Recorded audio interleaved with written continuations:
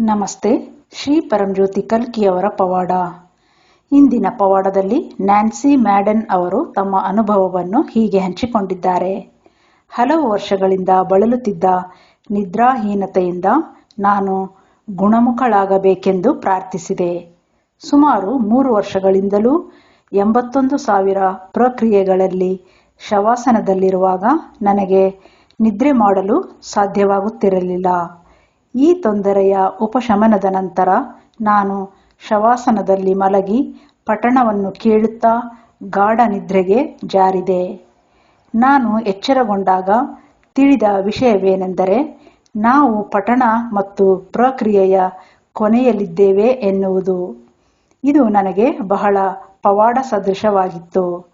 ನನ್ನ ದೇವರ ಕಾಳಜಿಯಿಂದಲೇ ಗುಣಮುಖಳಾಗಿದ್ದೇನೆ ಎಂದು ಭಾವಿಸಿದೆ. ಈ ಚಿಕಿತ್ಸೆ ಮತ್ತು ಗುಣಪಡಿಸುವಿಕೆಯಿಂದ ನಾನು ಬಹಳವಾಗಿ